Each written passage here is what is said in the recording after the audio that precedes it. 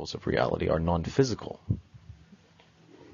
I've And heard, that- especially, I've heard from Go ahead. James actually. I haven't read all the material he's read. I think he was quoting Victor Stenger. He was saying that basically the laws of physics are kind of they arise from matter and energy themselves. They're not separate or distinct, and they don't act upon matter and energy. They arise out of it. You know what I mean? It's kind of like one package, and that's Right. something I've come across, and I'm not sure how to. I wasn't sure how to address that. You know what I mean? It could very well be, but it's not like there is the laws of physics aren't separate from the universe. They're within they act upon the universe, and I don't know. That's just what I've heard as far as that goes. Right. You know? And I've heard that as well. I think the error being committed in that kind of argument is to assume that our conceptualization of any of these laws is what we're actually talking about. I mean, to say that it's I don't know if they use the emergent property terminology or what, but to say that we can observe predictability is to assume something about the physical world and that it is predictable. But if you can't find a node or an atom or a neuron or a something somewhere physical that accounts for its own predictability, then that's a crap argument. Yeah. And that's the end of it. That makes a lot of sense. It's kind of like you garner that notion from the appearance of the uniformity. You don't necessarily see the mechanism for it. It's just when these things act, you see the uniformity in it. You know, that's a really good point you made there. What else was I going to say? Oh my God, I forgot. Anyways, if give me a second to remember what I was going to ask you. Sure.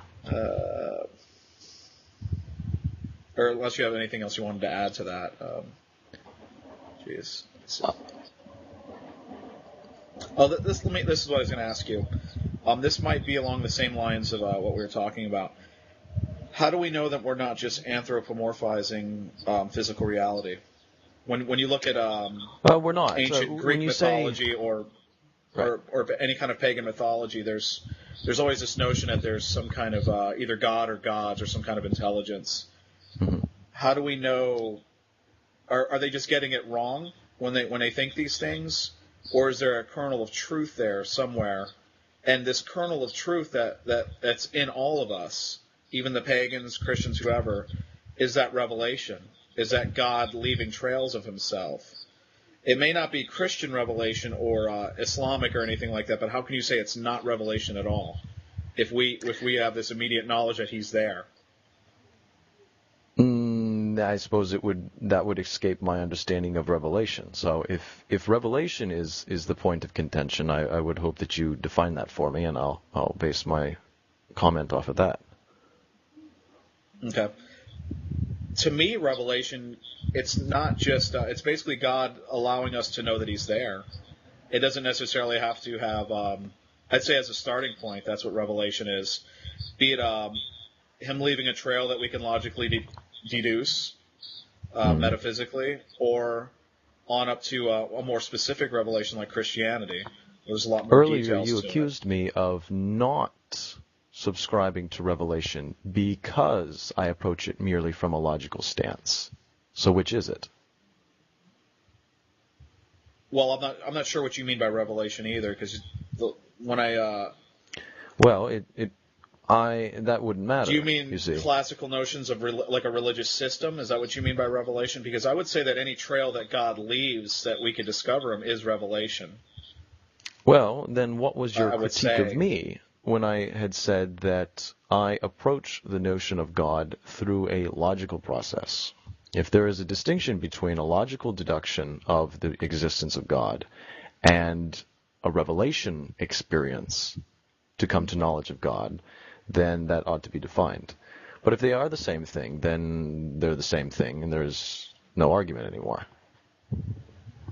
I would say it's a starting point, and it might be. I think they're somehow interconnected in some way. At least that's what I'd say right now. Let me propose something I assume to you. you're talking about a specific... Okay, go ahead. Logic itself operates by what I would claim to be a priori knowledge. This is knowledge that we come into this world with an intuitive relationship with. Mm-hmm. And that is to say, primarily, that we know what is absurd. Assume that God exists for a moment, and that won't be a difficult thing for you to do. But in understanding what is absurd, we can understand that through the eyes of God as what was not chosen to exist. The world is finite. God's creation is finite. It is not infinite. God is infinite. But what God chooses to happen and chooses not to happen is finite. It is a finite collection of infinite possibility that comes about by his character of being omnipotent. So our knowledge, our a priori knowledge of what is absurd, since we're not taught in school what it is to be absurd, it's a feeling, it's an intuitive experience. Mm-hmm. In that,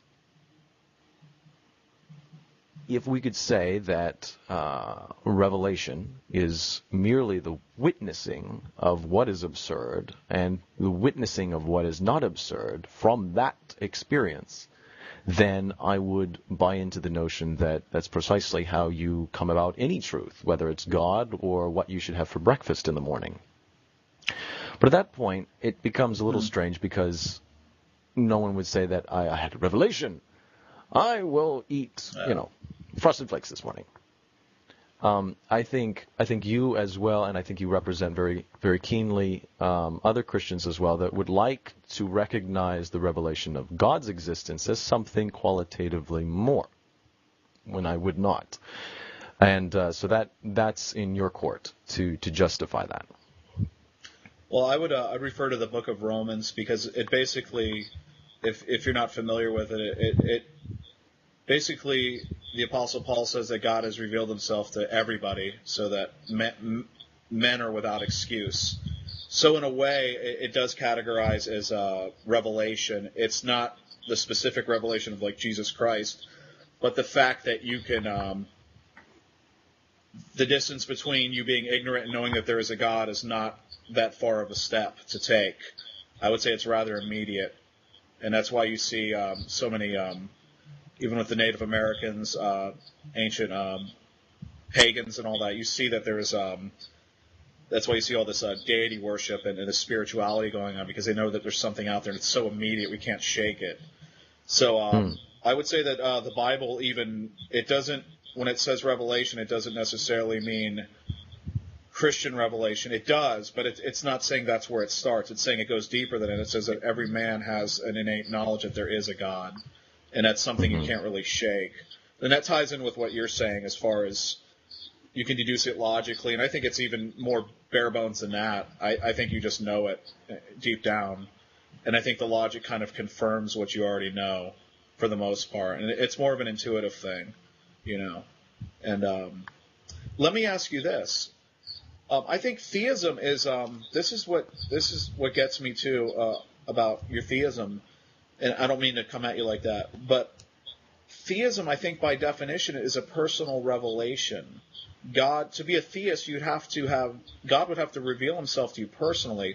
What separates your worldview from deism? I mean, how do you know?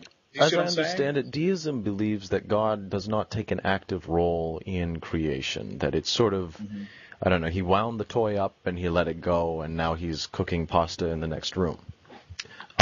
I believe, rather, that God is intimate in the proceeding from moment to moment. I believe that causation itself is maintained not as a constant separate from God, but as God. That causation and things that we can measure in science is precisely the will of God and not something separate from it. And in that, there is Alpha, the present moment, and Omega, the past. And to say then that this is just a wound-up toy, like the deists tend, at least that's my understanding of it, then it's at that I have a contention.